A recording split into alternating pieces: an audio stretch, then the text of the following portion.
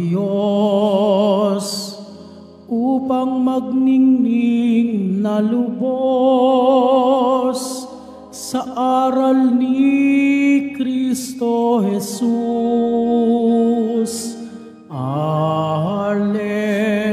Alleluia, alleluia, alleluia,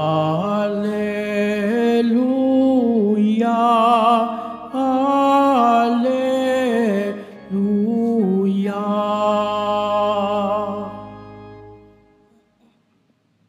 Sumainyo ang Panginoon At sumaiyo rin. ang mabuting balita ng Panginoon ayon kay San Mateo. Papuri sa iyo, Panginoon.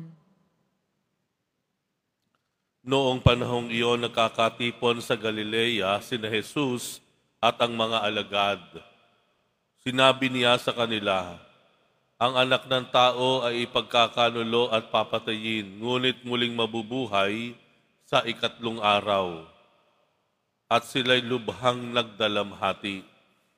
Pagdating nila sa Capernaum, lumapit kay Pedro ang mga maniningil ng buwis para sa templo. Tinanong siya, nagbabayad ba ng buwis para sa templo ang inyong guro? Opo, sagot ni Pedro. At nang dumating siya sa bahay, tinanong na siya agad ni Jesus, ano ba ang palagay mo, Simon? Kanino sumisingil ng bayad sa lisensya o buwis ang mga hari sa lupa? Sa mga mamamayan ba o sa mga dayuhan? Sa mga dayuhan po, tugon niya. Sinabi ni Jesus, kung gayon, hindi pinagbabayad ang mga mamamayan.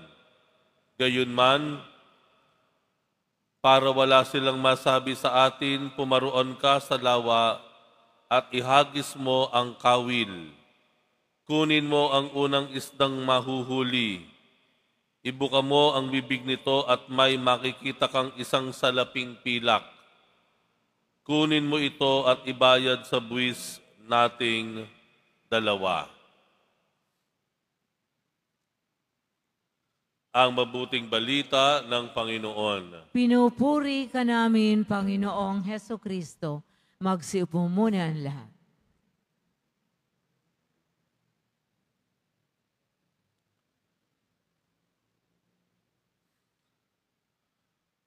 Entitlements. Ibig sabihin po ng entitlement ay paggamit ng kung anuman na pwede nating mahawakan para may patunayan sa mga taong nasa ating harapan. Entitlement. Pumunta ka halimbawa sa trabaho ng iyong asawa, may posisyon ng iyong asawa, sinabi mo sa gwardya, asawa ako ni Mr. Ganito. O kaya, anak ako ni Mr. Ganito. Inaasahan mo, ituturing ka ng natatangi o special treatment, entitlement. Kilala ko si mayor, kilala ko si ganyan, si congressman, kilala ko ang presidente. Gagamitin mo kung kahit anumang connection mo para makuha mo ang gusto mo. Entitlements. Padrino. Kung ang Panginoon gumamit man ng entitlement, ito ay ang kanyang pagiging anak ng Ama. Makikita po natin sa Ebanghelyo, ang uri ng entitlement meron ang Panginoon o kaya ipinagmalaki niya ang kanyang pagiging anak ng Diyos sa pamamagitan ng pagsunod sa Ama. Yun ang ipinagmamalaki ng Panginoon, ang pagsunod sa kaniyang Ama. Unang bahagi pa lamang po ng Ebanghelyo, sinabi na po niya sa mga alagad niya, darating ang sandali, huhulihin ako, pahihirapan, papatayin, pero muling mabubuhay sa ikatlong araw.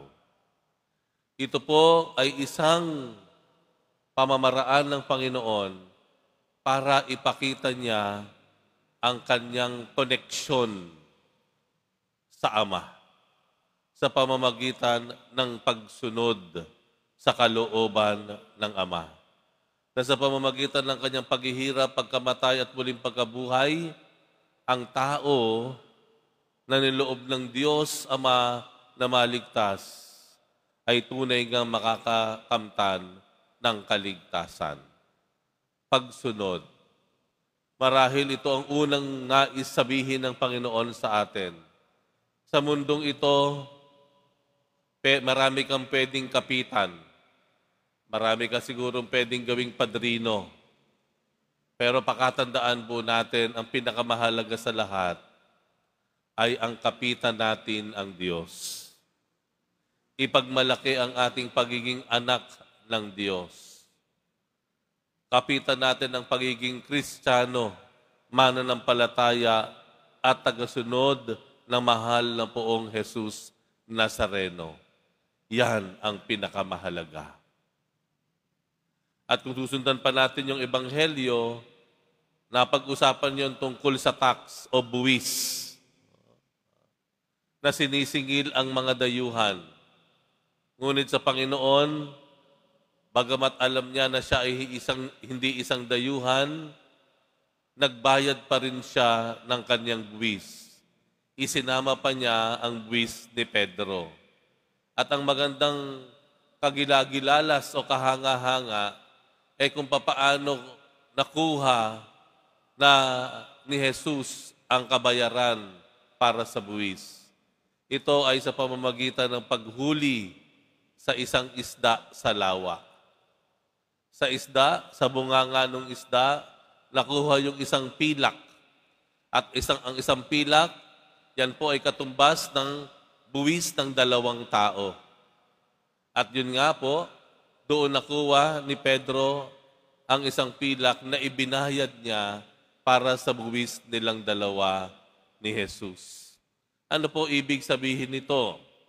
Ibig sabihin po nito, ang pamamaraan na pwede po nating matanggap para tugunin ang ating pangangailangan ay sa pamamaraang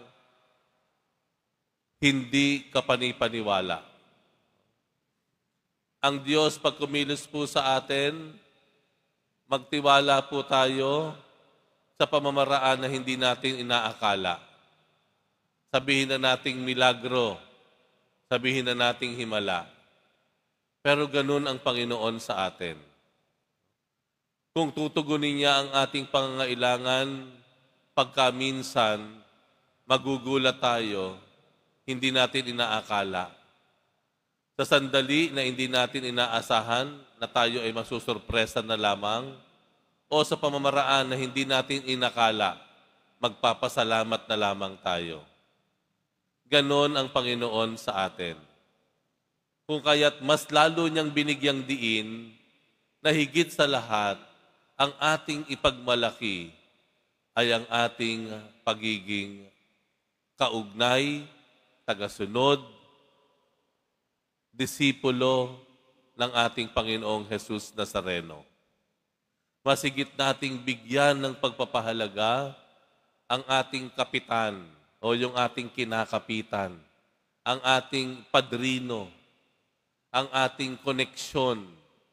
Hindi mga tao, hindi sa matataas at makapangyarihang tao sa mundo, kung hindi sa lahat, higit sa lahat, ang ating Panginoong Jesus Nazareno.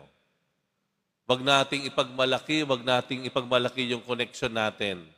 Wag kang mag-aalala kung wala kang kilala sa ganitong opisina, wala kang kilala sa ganitoong departamento, wala kang kilalang mataas na tao na tutulong sa iyo. Wag kang mag-alala.